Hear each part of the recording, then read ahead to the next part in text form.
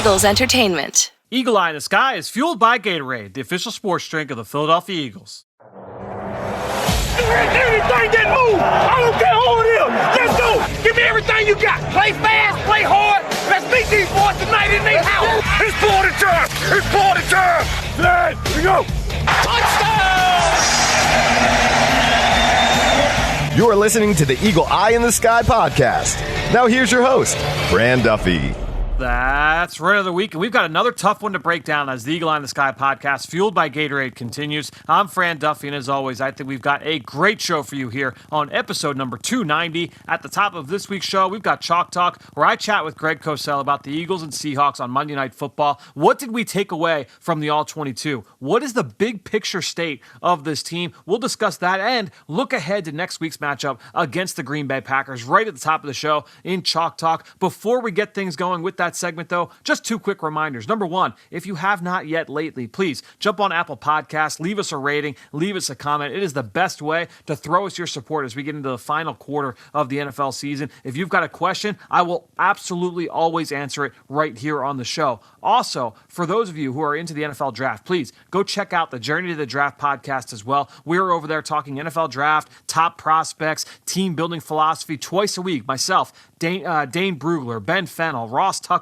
We are on there every single week, twice a week, so you can go check that out. We just broke down Dane's latest mock draft, who he's got the Eagles taking, who he's got them slotted to. It's a really interesting pick. Hope you guys go and check that out on the Journey to the Draft podcast, driven by AAA. Again, you can find that wherever podcasts can be found. All right, that being said, let's dive into our show right now, right here on Chalk Talk. Let's get down to business. It's time for Chalk Talk. All right, time to welcome back to the show my friend Greg Cosell from NFL Films. Greg, Tuesday, we're recording this show now. Obviously, the Eagles playing on Monday Night Football. You and I have both gone through the film. Tough watch on the offensive side. I said at the top, it was a difficult game to be able to watch. Offensively, I mean, you start the game with 5 3-and-outs to get things going, and that's obviously not a great way to get going in a football game against another offense that has the explosive potential that the Seahawks do. The Eagles could not get things going early in this game.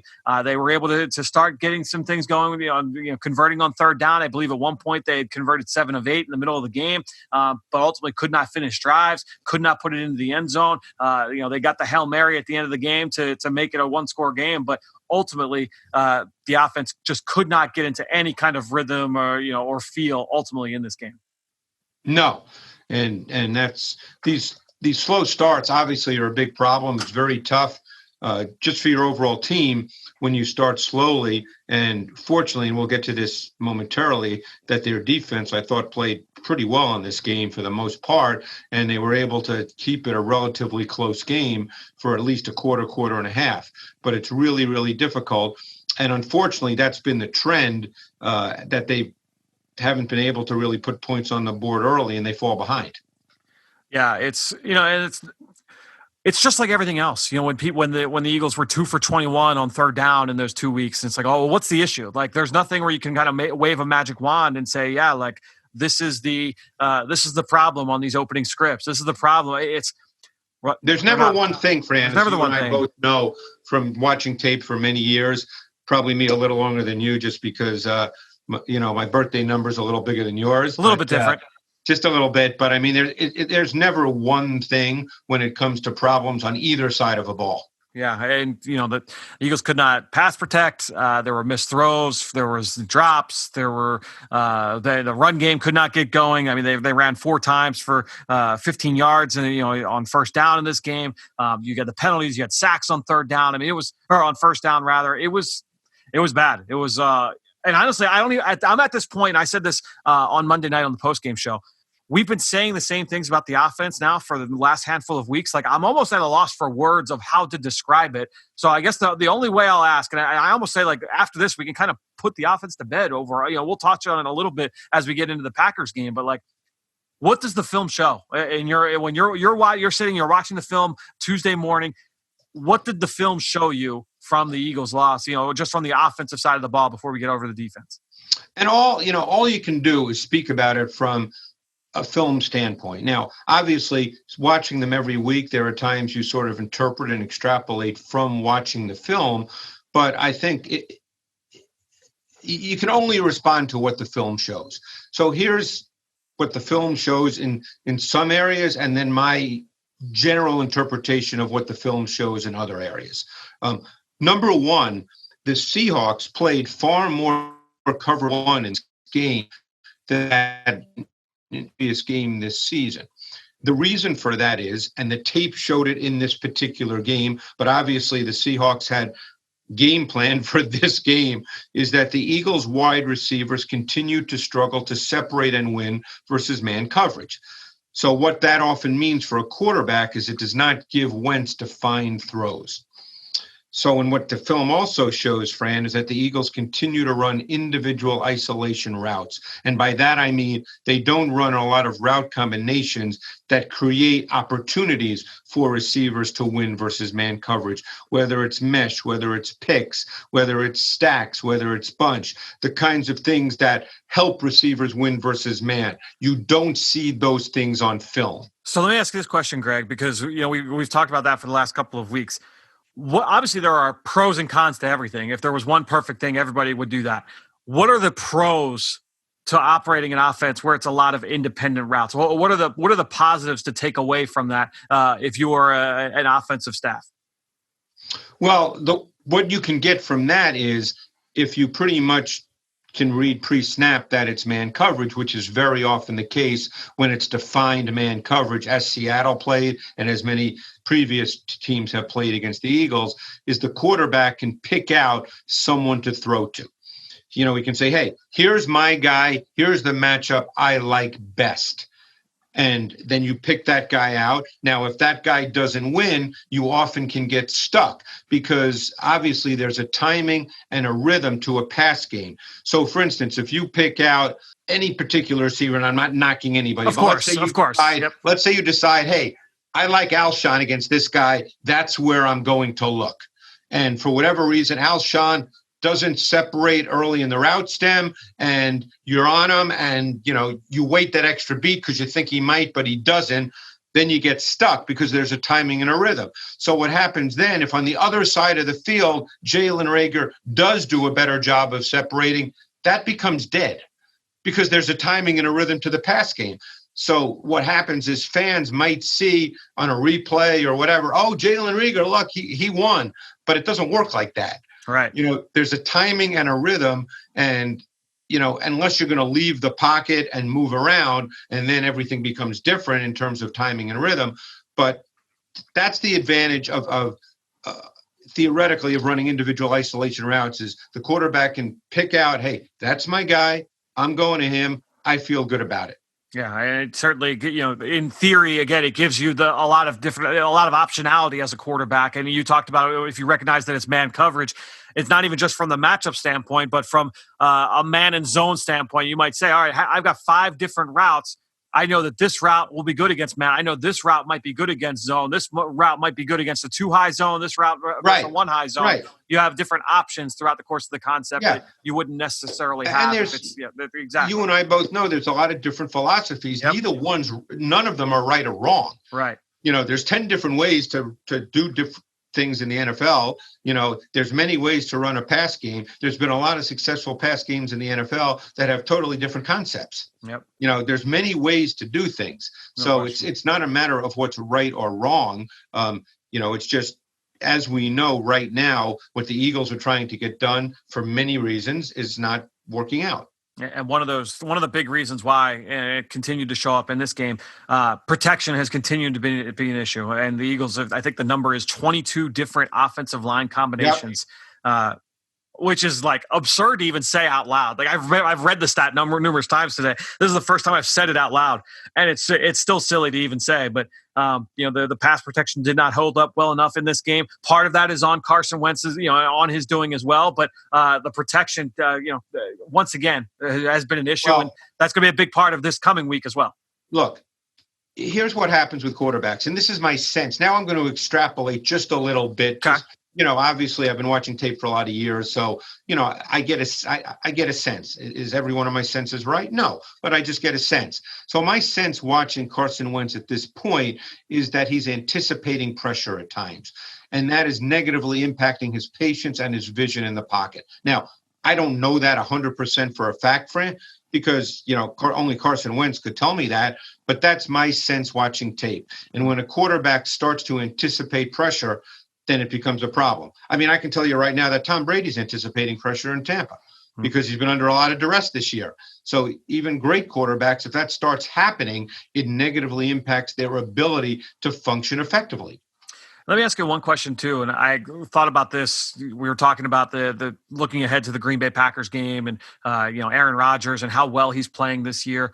You've watched Aaron. You and I have had many conversations about Aaron Rodgers, just because the Eagles and Packers have played each other a lot. We've had lots of conversations about Russell Wilson, and those are two quarterbacks. And it's so weird that the Eagles played these two guys who are both playing at a very high level here this season, and at times have been playing at an MVP level. I would say both guys on the short list for the MVP this year.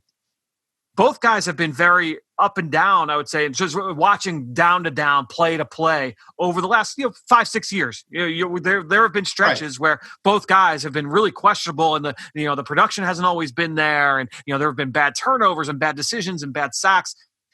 So I guess that's the not necessarily a takeaway, but almost like a interesting going into this matchup, knowing that Wentz is not playing as well as anyone would like, including himself. Say like, hey, look, like, Russell Wilson has had his share of troubles over the years. Aaron Rodgers has had his share of troubles over the years. Look at both of these guys. Both of these guys have found ways to turn it around as they've been able to plug away. And I guess that's kind of the glimmer of hope looking forward, just big picture, looking at Carson Wentz. Yeah, and again, I'm not smart enough to know the answer to how you turn it around. Of course, yes, exactly. I think, look, again, here's what the film shows. And it started on the first play of the game. I know you saw it as well as I did. To me, that was a high-low concept where they ran Rodgers as the low receiver and Goddard from the other side as the high receiver. They anticipated that the Seahawks, who in normal down and distance do tend early in games to play more cover three than anything else. They had a nice cover three concept, a high-low. To me, watching the tape, I sat there and said, I thought the ball should have gone to Goddard. Only Carson Wentz could tell you why it didn't. Maybe I'm wrong.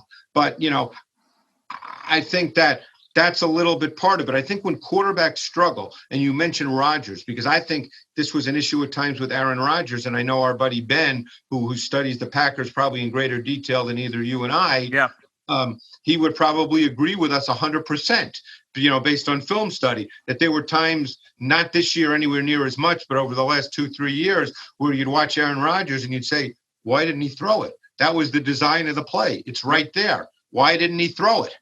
We don't know. We can't answer that question. Yep. So I can't answer it for Carson Wentz either.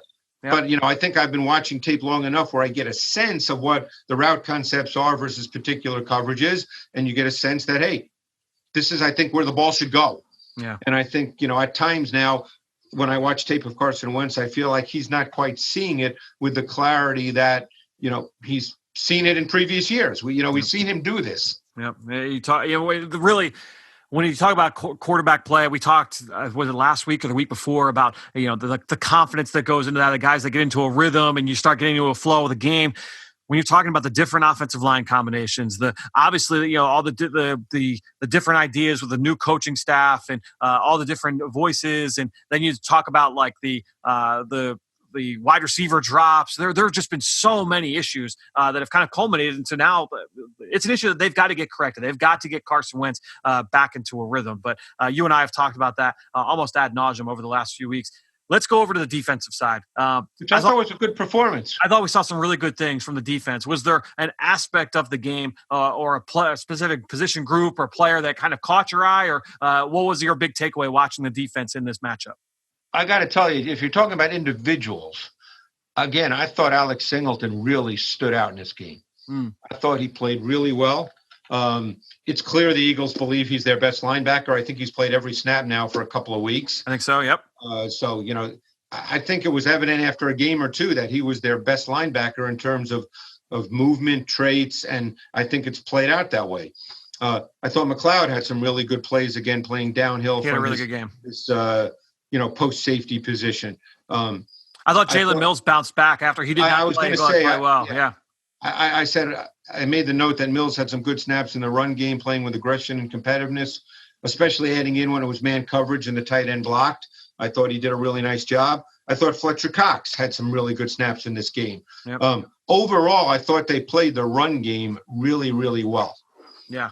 I thought that because we know Seattle, they do run the football. And look, it was his first game back, and they didn't want to, overwork him, obviously. So they gave Hyde the majority of the carries. But if I remember correctly, I think Hyde had 15 rushes for 22 yards. Yeah, I believe that's right. Yeah, obviously he had the touchdown that came back off the penalty, but I think ultimately that was a penalty. It was a penalty, no question. I think when you look at the defensive performance, a bunch of guys stood out. That's why when I did some of my breakdowns today, it was tough to kind of hone in because I felt like Derek Barnett had some really good snaps. Josh Sweat had some really good snaps. I thought Javon Hargrave was really disruptive. You mentioned Fletcher Cox. Brandon Graham did some good things. I mean, it was a really good performance by this defensive front. I thought Duke Riley really stood out with his block recognition in this game. There were a couple where he was a little bit slow to trigger downhill, but there were some where he defeated blocks with quickness. He was able to play through contact. He saw things. So I thought overall everybody, all three levels, really stood out, in defending the run. Pass game, it was a little bit of a mixed bag. Obviously, look, DK Metcalf had a career game for himself, career high in terms of receiving yards. I know a lot of people are quick to beat up on Darius Slay. He was the first person to beat up on himself post-game. I will say, you and I talked about this last week. I mean, we saw DK Metcalf do this to Stephon Gilmore. We saw him do it to Tre'Davious White this year, two of the best corners from a year ago. Really, the only guy that has really kind of put the clamps on him was Jalen Ramsey a couple weeks ago. We saw him do it to Patrick Peterson last week. I mean, DK Metcalf, one of the most impressive physical specimens, regardless of position in the NFL right now. Yeah, I mean that was a one-on-one matchup pretty much all throughout the game. It's a tough matchup. Metcalf is a physical specimen. Obviously, I think when when all's said and done, did Metcalf get the better of it? Yeah. Slay had some good snaps as well. Metcalf, as I said, did get the better of it. But he also made a couple of tough catches. The slot fade, I think, early in the fourth quarter was really good coverage. Just an outstanding contested catch by Metcalf. But overall, Metcalf did get the better of it, but Slay competed the whole game. Yep. Yeah, I agree. I thought that, overall, the defense was certainly a bright spot in this game. The way they were able to keep the defense, or to keep the entire team in it. You got some key fourth down stops from Derek Barnett, and some of those were set up by some of his teammates. I thought overall his snap anticipation on that first one down in the goal line was able to beat the block from DK Metcalf. He was trying to pin down on the defensive end, did a great job jumping that. Javon Hargrave did a good job getting some penetration on that play as well. And then on the second one, on the sack, I wasn't sure. What did you think in terms of that one, Greg? Because it was 4th and 2. They were running a rub route at the top of the screen. It looked like Tyler Lockett was going to break open. Russell Wilson was really quick to get off it. I wasn't sure. Yeah, he was. Do you think that it was like Brandon Graham's color, like flashing in front of his eyes, that forced him to tuck it? That kind of caused. I looked at that play a number of times, and I just kept coming back to, in my mind, again, you never know what's in a quarterback's mind, Fran. That's the thing. So we can talk about it for 10 minutes, but I thought that, and who was the defender? Lockett came from the slot, right? So was it Roby Coleman? Yep, exactly. I thought Roby Coleman was just a hair close, because if you leave that ball a little too far inside, that's an interception that's maybe returned for a touchdown. Right. So again, without knowing what's in Wilson's mind, I just thought maybe, hey, it wasn't quite there, just didn't feel comfortable. Now, what you said is also possible because Wilson is 5'10" and a half.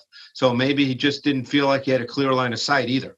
Yeah, I thought I watched that a bunch of times and tried to get a sense of why he got off that so fast. And I wasn't sure if it was Brandon Graham or not. But either way, he tries to escape, step up into the pocket. Derek Barnett spins back, retraces the rest of the I was going to ask you this because I looked at this 10 times. Yeah. Do you think Barnett was going to spin back anyway because you're taught never to go past Wilson? Or do you think just ancillary, peripheral vision, he kind of saw Wilson leave we'll never know this unless you ask Derek Barnett. Right. But I couldn't figure that out. I felt it was more the former, in that he was spinning back because he did not want to get deeper, felt that he was getting ready to step up and said, I'm about to be deeper. I need to spin back inside. Which you never want to do against Russell Wilson, obviously. Exactly. You don't want to be, you're not getting him down if you're 3 yards behind him. No. So I thought that overall that was a really good play from Derek Barnett. So the defense did some really good things. On third down, they were able to get off the field. The turnovers not quite there, obviously still, but overall, some bright spots to take away. I tell you, it was an interesting coverage. And again, this is a Jim Schwartz question, but obviously on the 52-yarder to DK Metcalf, that in some ways changed the game a little bit, right? Which was 3rd and 13. Though, obviously they ended up rushing 6. It was not a 6-man pressure because it was not cover 0. So they rushed 6. Somebody added in because the back Hyde, it was all dependent on where Hyde would go, obviously, because if he free released, somebody was going to go with him. Right. Yep. I think if he released immediately to his right, I think the defensive end to that side, and I forget who that was on that play, would have gone. It was probably Brandon Graham. Yes, I think so. Yeah, he would have gone with. He would have peeled because somebody would have gone with him. They weren't going to leave him alone. But it wasn't. The coverage was not man in a strict sense. It was almost like a zone match, but yet McLeod came and played low, almost like he was a robber, but it was not, but it was not pure man. In other words, Slay was giving up the post. Yep. It was a tough one to kind of figure out. I thought so too. Yeah. It was at first watching on TV, I felt like it was a single high coverage, but then as I watched it, I felt like it's kind of a quarters look on the back end. But since it was the blitz, it was a that was kind of one of those ones where I was like, yeah, I don't know. I mean, it was definitely a called 5-man pressure. Yes, 100%. It came because of how it played out. Yep. But it wasn't a 6-man pressure because that means you're playing pure zero. Pure zero, which they were not. Zero. Yeah, exactly. It was one of those where I'm watching a handful of times. I was like, I'm not going to get this one. I need to keep going. I know, but those are the ones that make me crazy. I know. I take way too much time watching those plays, and at the end, I have the same thought that I had the first time I saw it, which was, I don't have a clue. Yeah, right. Exactly. Right. All right, let's get over to this weekend's matchup here, Greg, because obviously the Eagles have a big test going up against this Green Bay Packers team. The year 2 with Matt LaFleur really feels like they've leaned into this identity. I feel like last year, we started to get a sense of that, but Aaron Rodgers playing this year really within the structure of this offense, really executing it at a very high level. I mean, they do a lot well. What is it, though, that stands out to you? If you're saying, all right, this is, if you're looking at like keys to the game, this Eagles defense, they're getting ready for this Green Bay offense. What's at the top of the whiteboard that you say, like, all right, this is the number one thing we've got to handle? Well, there's a couple of things, but here's what I'll start with. Yeah. When Rodgers feels that he has man-to-man coverage on the outside, he's taking a shot. Yep. And my guess is, and obviously we're doing this on Tuesday afternoon, assuming no issues, with what's been going on. We're going to get Darius Slay is going to match up to Devonta Adams. Right. But you know what? That's irrelevant to Rodgers. If it's man-to-man and he feels he's got it, he's going to throw it to Adams because Rodgers is so confident, and we know he's he's such a great thrower of the football, Fran. The more you watch him, we can talk about things over the last couple of years, and then clearly there were some concerns. Maybe he didn't buy in. Maybe who knows what's in his head. But he's such a great thrower of the football. So that's one thing that really stands out to me. Now, there's 2 staples to me of the Packers offense this year that are you see every week: motion and play action / play action boot. Based on quarterback rating, Rodgers is the best play action passer in the NFL. Yep. You're going to get motion, you're going to get play action, and you're going to get play action boot. And I guarantee Rodgers is kicking himself last week because they had a great play call and he left the ball too far outside to Devonta Adams. And if he had taken him across the field, he would have had a 60, 65-yard touchdown. And I know you know the play I'm talking about. Yes, exactly right. Yep. So I think those things stand out to me when you talk about, just their offense in general, and then Rodgers, the fact that he will go after one-on-ones. Yeah, I think, when you mentioned the pre-snap motion element of it, I was actually shocked to see that they are only 9th in the league in pre-snap motion, just because it's such a big part of their offense. I guess that speaks to how much it's used around the league, but they're 9th most in pre-snap motion, and they're really, really effective with it. And not only does it open things up for them, in the pass game, but in the run game, it really, really does a lot for them in terms of getting Aaron Jones, Jamal Williams, getting those guys downhill on the perimeter. Really does a nice job of affecting second and third level defenders. And that's what you're going to see most often in this game. Tyler Ervin was that guy for them throughout the first chunk of the year. He's been hurt the last couple of weeks. They signed Tavon Austin this week. We'll see. I saw that. Yeah, we'll see. My guess is he's that guy for them. moving forward, we'll see if he's kind of implanted into that offense quick enough to make an impact for this Sunday. But whether it's Adams, Marquez Valdez-Scantling, you'll see Alan Lazard, you'll see the tight ends. You'll see all these guys, Aaron Jones and Jamal Williams. Like all these guys are giving the ball on these Jets, and not even just giving the ball, but used on the Jet action as well. It's a big part of what they do. It's given the Eagles some fits early in the season. I feel like they've kind of bounced back a little bit over the last couple of weeks. The Eagles had a couple of those plays against Seattle where Rodney McLeod hunted them up in the flat, ran the alley, and finished one-on-one. Hopefully that's a sign of things to come. They will need that against the Packers this week because it's a big part of what they do, obviously.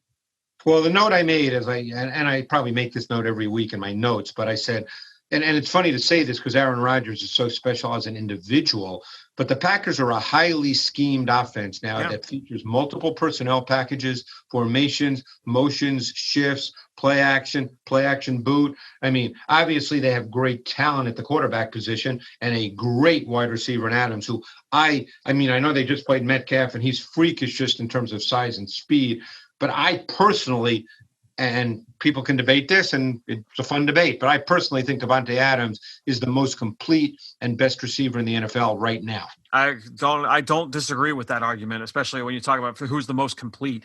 Maybe not the toughest matchup. You would say DK Metcalf might be and Julio Jones, the tough matchups. But in terms of who's the most complete receiver, I think you definitely make the argument for Davante Adams. I was having this discussion earlier, actually, with Ben as we were just talking about the matchup, getting ready for Eagles game plan this week.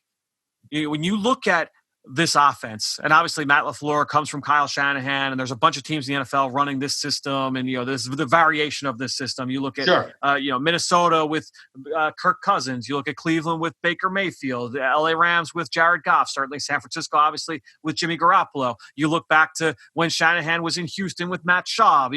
All these guys. You see a lot of these kind of went to the Super Bowl as the OC with Matt Ryan, and that was that system. The only time we've seen a quarterback with that supreme physical skill set to play in this offense, do you go back to Denver with John Elway? Is that it? So to see them operate this offense with this kind of plus talent at the quarterback position, I feel like that's why we're seeing this thing really kind of take off this year. I couldn't agree more because Rodgers. This is no knock on John Elway, believe me. Of course. We're not knocking John Elway.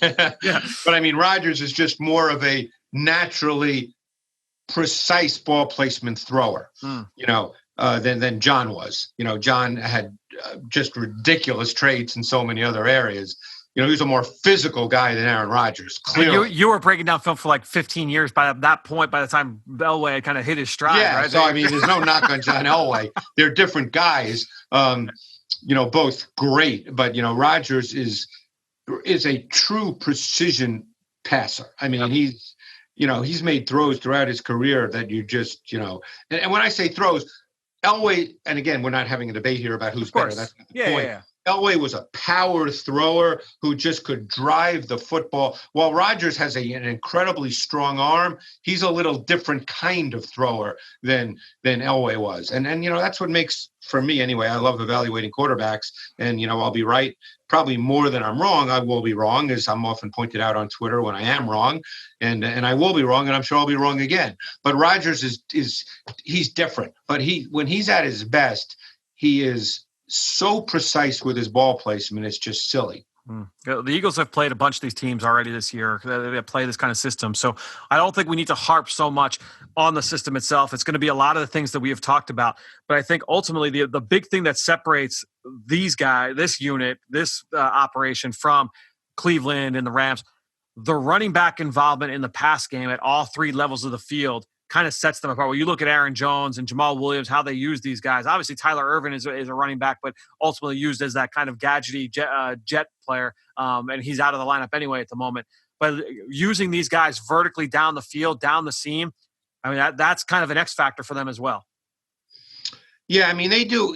The thing is I think one thing we've seen over the last month is they've been attacking. I can't remember every play, nor can you. We study this and I watch them every week, and you've been studying them in detail for this week. So I can't remember every play, but it seems like they've really been trying to attack a little more vertically over the last month. Maybe just the system is coming together more and more. Valdez Scaling has become a little bigger part. The tight end, Robert Tonyan, has vertical ability. Yep. I thought that 39-yard touchdown this week was a beautifully designed play. That's the thing. They can beat you with design vertically, and they can beat you with Rodgers just making great throws. Yep. I mean, the Eagles are not a split safety defense, so you're not going to see much cover 4 at all. But I mean, a few weeks ago against San Francisco, Valdez Scantling caught that touchdown, which was a great cover 4 beater concept. You probably remember that from doing your research. No question.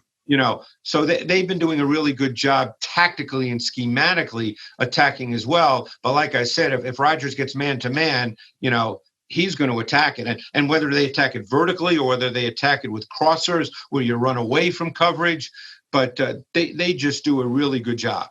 I think when you look at this receiving core, I mean, it's a lot of big bodied guys, I would say, in terms of you look at, Alan Lazard and Equanimeous St. Brown. Valdez Scantling is tall and long and lean, but he's really explosive and legitimately like a vertical threat with long speed. He's had issues with drops, but he can take the top off it and can make you pay down the field. And then Adams, the way that they use him both inside and outside is also so lethal. You talked about his skill set, but the way that they use him and all the different tight splits and the kind of binds they can put you in as a defense. I mean, you've got to defend against him with a two-way go, and they love getting him the ball on the move. It's a tough group to No, I mean, the issue you face, and then we can move on to the other side of the ball. Well, and plus, we'll just mention Aaron Jones, who I think is a really complete back. Yep. But Jamal Williams is also a very good back in my view as well, who can run and catch, by the way. But I was going to say this, we assumed Darius Slay would be on Devonta Adams. I mean, I think that's, I think so. That would be my guess. The Eagles all of a sudden changed their approach, because the one thing you do have in this game, look, you and I both like Avonte Maddox. I think he's feisty. I think he's competitive. I think he's physical, but he's 5'9", 5'10". And, Valdez Scantling is 6'3". And that would be one concern I might have as we look at this game from a man-to-man standpoint. Because, look, we saw what happened with David Moore this week, and that was just a fade from the tight red zone. But, obviously he just went right up over Maddox, who was right there. But that has shown up numerous times. Yeah, that's shown up this year. I mean, a few times. And I think they even said it on the broadcast. I forget if it was Brian Greasy or Lou Riddick. It said, I mean, that was good coverage from Maddox. Like, he was he did everything he was supposed to do. It was Lou who said it. He did everything he could do. He was right there. Yep. But so, that would be the only concern, is you start throwing the deep balls to Valdez Scantling, and he's just got size. I mean, so we'll see. Yeah, you mentioned Aaron Jones, a complete back in every sense of the word in today's NFL. Run game, pass game, really decisive, great cutbacks, exceptional contact balance he can create for himself. And then we talked about the pass game and all three levels of the field. Yep. So real quickly, now going over to the defensive side. Overall identity in your mind, when you look at Mike Pettin, what's the Eagles offense going to see this week with this Mike Pettin defense? It's an interesting defense, because I've known Mike Pettin for a long time. And I remember when he was with Rex Ryan and they had all these exotic blitzes, and they were probably Rex's deals, but Mike was a part of that. And it's really funny to watch how he's evolved over time, because right now with the Packers, and this goes back to last year as well, but it's continued into this year. Number one, he loves to play out of sub packages. They play almost 50% of their defensive snaps out of dime, 6 defensive backs. They play a ton of nickel as well. So they'll play nickel to 12 personnel. That, they don't play. I don't want to say they don't play a ton of base. It depends on who they're playing, obviously. Right. My guess is against the Eagles, they won't play a ton of base. No. That would be my guess. Would you agree with that? I would say that's probably certainly going to be. I mean, there were times last year they played dime to base to 12 and 13 personnel, and I think they've gotten away from that, especially how the playoffs went for them. But I think, the Eagles going to be a nickel. Miles Sanders to me is a really good back, but the Eagles are not a run team. They're not like you're lining up against the Browns or the Titans, where everything starts by handing the ball off to Miles Sanders. Right. That's not the way the Eagles play. Yep, sure. So my guess is you'll see them in nickel and you'll see them in dime. Yeah. Number two, they don't blitz a lot. they're a low percentage blitz defense, which, as I said, based on Mike's background, is surprising to me. Number three, they don't play a ton of pure man. They'll play man, and it depends on the opponent. And who knows? We could see them play man this week because we know that the Eagles, as we discussed based on film study, the Eagles receivers have struggled to separate and win versus man. For the most part, certainly over the last month or so, since he's been back from injury, Jari Alexander's been the left corner, Kevin King's been the right corner. They did not match Jari Alexander up to Allen Robinson this week, and you would have thought if you're going to use Alexander as a quote-unquote matchup corner, you'd match him up to Allen Robinson. They did not do that. Yeah. I mean, Alexander, we talked about him a lot last year going into this matchup, and one of the more impressive young corners in the league. He's a good athlete. He's competitive as hell. He's instinctive. He's smart. He's disciplined in both man and zone. Getting him back healthy is big for this defense, but interesting that they did not match him up, and Robinson ended up having a big day this past week. I think ultimately he's the guy that you would view as the matchup guy. And I'll be interested to see ultimately how they try and deploy him this week. You look elsewhere in that secondary, Kevin King on one side, they rotated Josh Jackson, Chandon Sullivan as a slot corner, former Eagle. And he's had a good year, by the way. He has. He's a good player. Yep. Now, I know Savage got hurt. Do you know what I guess that, I don't know. What his injury was. He did not play after he got hurt. Yeah, I'm going to take a look and see if I can Will Redmond came in. He's not a bad player, but Savage is a good player. Yeah, from what I could tell, he's okay, but we're recording this middle of the day, Tuesday, so more news could come out on that. But he just had his first 2 interceptions of his career this past week. Athletic kid, versatile. And Adrian Amos, a good player as well on the opposite side. Talk about that front. You look at Zadarius Smith and Preston Smith. They were 2 big ticket free agents last 2 off seasons ago. Have really had strong debuts.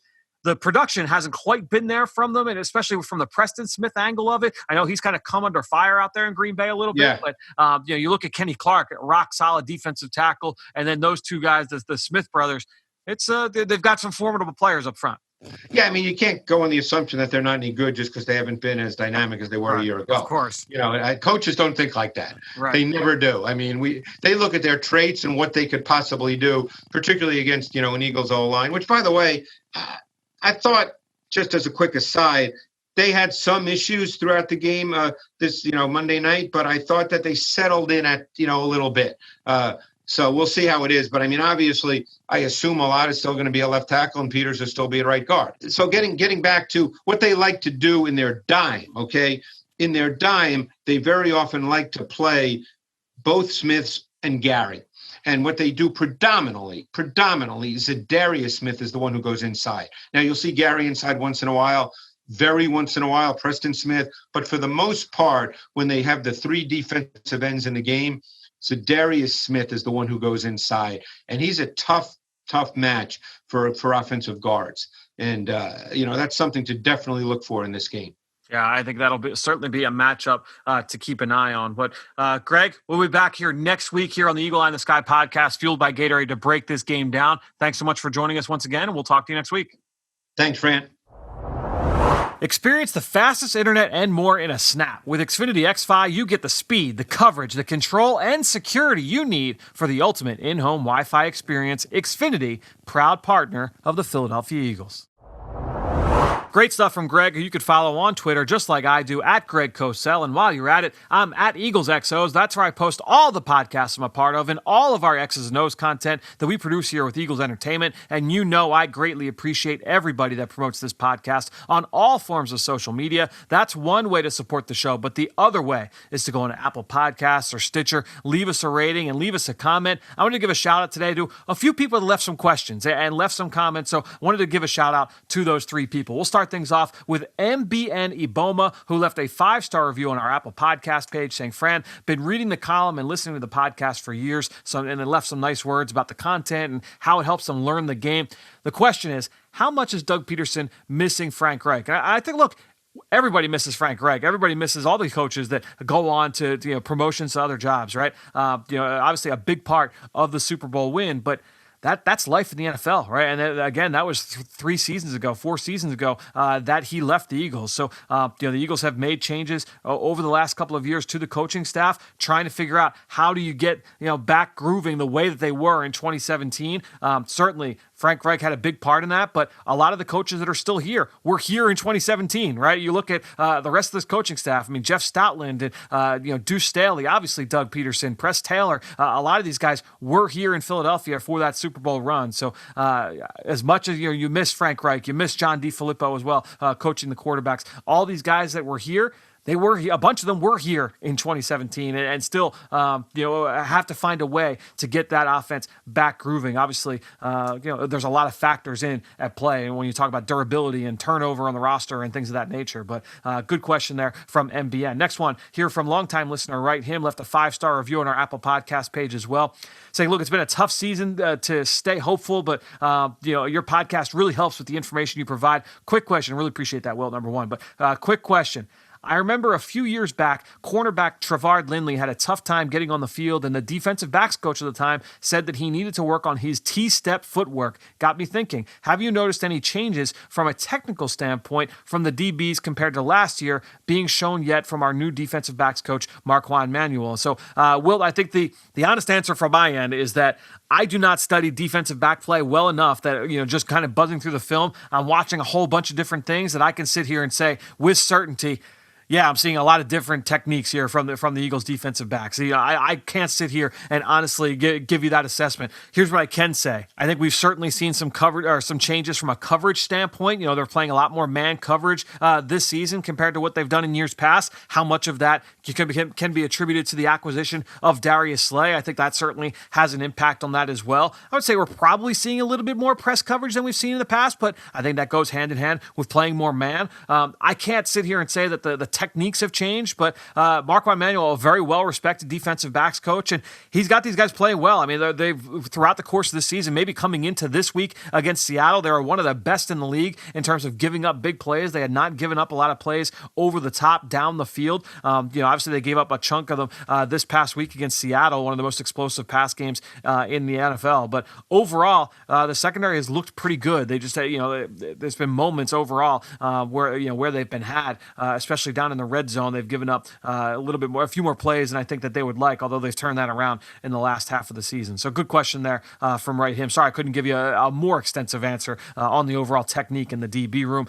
Third one here from Aaron Hamaker, left a 5-star review on the Apple Podcast page saying, Miles Sanders is not getting enough touches, and with a struggling quarterback, you think they would lean more on the run game, which has been successful. So Aaron, I think ultimately, at the end of the day, and I'm a big believer in the run game and what it can be for an NFL offense. You throw the ball to win, and I do believe in what you're saying too as well about trying to help the quarterback out, get the run game going. There's two parts to this though. With all the injuries along the offensive line, that has been difficult at times. So right now, the Eagles have some starters that are back in the lineup. That has not been the case for much of the year. You miss Isaac Seumalo for a large chunk of time. You're the right side with right tackle with Lane Johnson in and out of the lineup, and now out permanently in the lineup. You have a lot of these changes, guys. That really everybody except for Jason Kelce in and out of the lineup. That's going to impact the effectiveness of the run game. That's a big part of success on the ground is going to be the overall performance of the offensive line. And then the other part of it, too, is if you get into a hole, and this offense has really struggled with fast starts offensively, if you get down 2-3 scores early on, or even if it's 1-2 scores, if you go down 10 points early in the first quarter, that can get you to lean away from the run game a little bit, especially if you're not having success with it. So if you're only rushing for a couple yards of pop and then early on, and then you're down, you're going to start throwing the ball a little bit more, right? And that's just been a little bit of the story over some of these games where you've seen the Eagles not have that level of success. Miles Sanders' numbers from an efficiency standpoint have been really good. I would say that those two big runs that we saw back against Pittsburgh and Baltimore have kind of thrown that off a little bit. But overall, look, they're not doing anything well at this point. I mean, even just now, I actually pulled these numbers today, working with Ben Fennell, getting ready for Eagles game plan. Just looking on first down this past week against the Seattle Seahawks, the Eagles had 24 plays on first down for 52 yards. 2.1 yards per play, 3 sacks. It's a rough way to start drives, right? You go 2.1 yards per play on first down, 24 plays for 52 yards. It was 4 runs for 15 yards. And then just kind of juxtaposing that against the last time these two teams, the Eagles-Packers, met that back in 2019. In that game, the Eagles overall, 29 first down plays for 133 yards. 105 of them were on the ground. They ran the ball extremely well in that contest, and you had everybody, all the horses were available in that game. But 4.59 yards per play on first down. That's a huge, huge difference. And I think ultimately, whether they're throwing the ball, running the ball, the Eagles are not getting that level of efficiency. They're not getting that level of execution right now offensively. And that's one of the things that has been an issue. We've talked about the issues they've had on third down. And I know people are tired of hearing about that, but a lot of the issues on third down is because you're on 3rd and 9, 3rd and 10, 3rd and 8, or those kinds of things lead to a struggle to have success. And so first down, a huge part of it, and the run pass ratio can kind of get skewed by that. But Aaron, good question. Really thanks so much to all three of you guys, Aaron, Wilt, MBN. 3 great questions from you. Hope all of you guys got the answers that you guys were looking for. Special thanks as well to Greg Cosell and all of you out there for your continued support of this show and all the rest of our podcast offerings here on Eagles Entertainment. All that being said, I think that'll do it. Another show in the books here on the Eagle Eye in the Sky podcast, fueled by Gatorade. For everybody here at the Duffy House, I am Fran Duffy. We'll talk to you later this week. There's still time to be in the stands at Lincoln Financial Field this season with an Eagles fan cutout. Put on your game day best and upload a photo of yourself so that you can join us on game days. Fan cutouts printed by Rico are only $35, and orders of 4 or more receive a $5 discount per cutout. Best of all, your purchase benefits Eagles Autism Foundation and also waives the registration fee for the 2021 Eagles Autism Challenge event. Order today at PhiladelphiaEagles.com/cutouts.